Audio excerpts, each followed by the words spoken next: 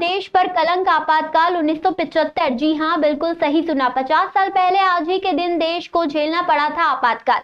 जाने इसके पीछे की पूरी कहानी। आपातकाल का मुख्य कारण इलाहाबाद हाईकोर्ट के एक फैसले को बताया जाता है। उस फैसले में तत्कालीन प्रधानमंत्री इंदिरा गांधी को चुनाव प्रचार अभियान में कदाचार का दोषी बताया गया था। साल 1975 में 25 और 26 जून की दरमियानी रात से 21 मार्च 2077 तक 21 महीने तत्कालीन प्रधानमंत्री इंदिरा गांधी ने देश में आपातकाल की घोषणा की थी। आज इस आपातकाल को 49 साल पूरे हो गए। तत्कालीन राष्ट्रपति फरुखुद्दीन अली अहमद ने तत्कालीन प्रधानमंत्री इंदिरा गांधी के नेतृत्व वाली सरकार की सिफारिश पर भारतीय संविधान के अनुच्छेद 352 के तहत देश में आपातकाल की घोषणा की थी। आपातकाल के 49 साल पूरे होने पर भाजपा ने कांग्रेस पर तीखा प्रहार किया। इसी के साथ विपक्षी पार्टी द्वारा लोकतंत्र की हत्या करने और उसे बार बार नुकसान पहुंचाने का भी आरोप लगाया। भाजपा अध्यक्ष जेपी नड्डा ने आपातकाल का जिक्र करते हुए कांग्रेस को घेरा। उन्होंने कहा कि आज भारतीय लोकतंत्र की रक्षा का दावा करने वाली संवैधानिक मूल्यों की रक्षा के लिए उठाई गई आवाजों को दबाने का कोई मौका नहीं छोड़ा। भारत विश्व का सबसे पुराना और सबसे बड़ा लोकतांत्रिक देश है। देश में कुछ ऐसी घटनाएं भी घटी हैं जहां संविधान की मूल आत्मा के साथ छेड़छाड़ करने का एक कुत्सित प्रयास किया गया है। देश उसे लोकतंत्र में एक काला अध्याय के रूप में देखता है।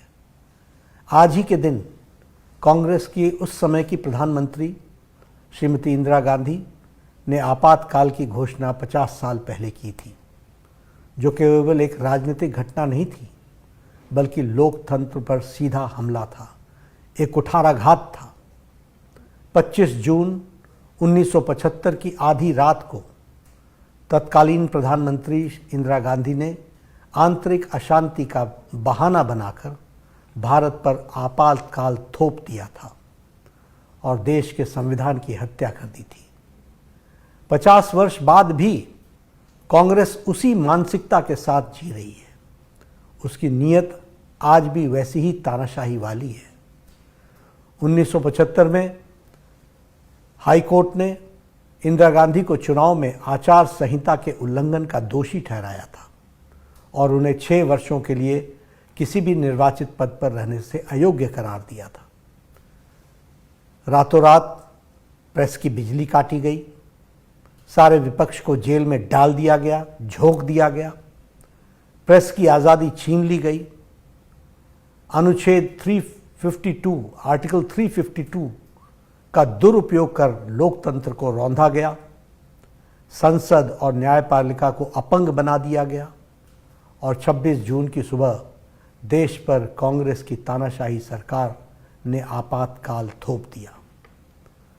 कांग्रेस की तानाशाही का विरोध केवल राजनीतिक नहीं था, यह भारत की आत्मा और संविधान की रक्षा का आंदोलन था, जिसमें राष्ट्रवादियों ने अपनी जान की बाजी लगा दी। जयप्रकाश नारायण और चौधरी चरण सिंह जी, साथ ही साथ अटल जी, आडवाणी जी, राजमाता विजयराजे सिंधिया जी, मुरली मनोहर जोशी जी सहित पार्टी के और विचार परिवार के हजारों कार्यकर्ता को इंदिरा गांधी की सरकार ने जबरन जेल में डाल दिया था। हमारे प्रधानमंत्री श्री नरेंद्र मोदी जी ने एक जिम्मेदार कार्यकर्ता के रूप में तानाशाही सरकार की आंखों में धूल झोंकते हुए लाखों समर्पित स्वयंसेवक कार्यकर्ताओं के साथ कांग्रेस की सच्चाई को हर गांव, हर गली और हर घर तक पहुंचाया था। आपाल की इन्हीं कहानियों आदरणीय प्रधानमंत्री श्री नरेंद्र मोदी जी के संघर्ष और अनसुनी घटनाओं को पुस्तक the emergency diaries years that forged a leader में शब्दों में पिरोया है। देश में संविधान की हत्या के 50 वर्ष में आपातकाल का दंश याद रखना और याद दिलाना दोनों जरूरी है, क्योंकि कांग्रेस आज भी उसी तानाशाही मानसिकता के साथ जी रही है। भाजपा ने आपातकाल को भारतीय लोकतंत्र में एक काला अध्याय बताया है। भाजपा ने आपातकाल का मुद्दा तब उठाया जब विपक्ष ने प्रधानमंत्री नरेंद्र मोदी के नेतृत्व वाली सरकार पर संविधान के खिलाफ काम करने का आरोप लगाया। पीएम मोदी के अलावा भाजपा के सभी शीर्ष नेताओं ने आपातकाल की आलोचना की। आखिरकार आपातकाल को भाजपा ने भारतीय लोकतंत्र में एक काला क्यों अध्याय बताया? आपातकाल से जुड़ी कुछ अहम मुद्दों पर यहां जानेंगे। आपातकाल का मुख्य कारण इलाहाबाद हाई कोर्ट के एक फैसले को बताया जाता है। उस फैसले में तत्कालीन प्रधानमंत्री इंदिरा गांधी को चुनाव प्रचार अभियान में कदाचार का दोषी करार कर दिया गया था। दरअसल 1971 के चुनाव में इंदिरा गांधी बड़े अंतर से जीती थी, पार्टी को भी बड़ी जीत दिलाई थी। प्रतिद्वंदी राम नारायण ने इंदिरा की जीत पर सवाल उठाते हुए अदालत का दरवाजा खटखटाया। राजनारायण ने अपनी याचिका में आरोप लगाया था कि इंदिरा गांधी ने चुनाव जीतने के लिए गलत तरीकों का इस्तेमाल किया है। मामले की सुनवाई हेतु और इंदिरा गांधी के चुनाव को निरस्त कर दिया गया। इंदिरा गांधी सरकार द्वारा उठाया गया यह कदम देश में कई ऐतिहासिक घटनाओं की वजह बना। स्वतंत्र भारत के इतिहास में यह सबसे विवादास्पद समय था। 25 जून 2075 को घोषणा के बाद 21 मार्च 2077 तक यानी कि करीब 21 महीने तक भारत में आपातकाल लागू रहा।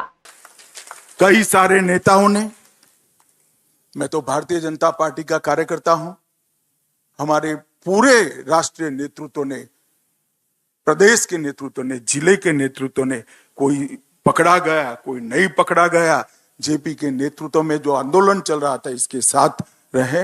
हमारे प्रधानमंत्री जी मोदी जी ने भी इसके लिए एक पुस्तक लिखा है, कल ही इसका विमोचन है कि किस प्रकार से संघर्ष हुआ था और किस प्रकार से बातें आगे बढ़ी थी।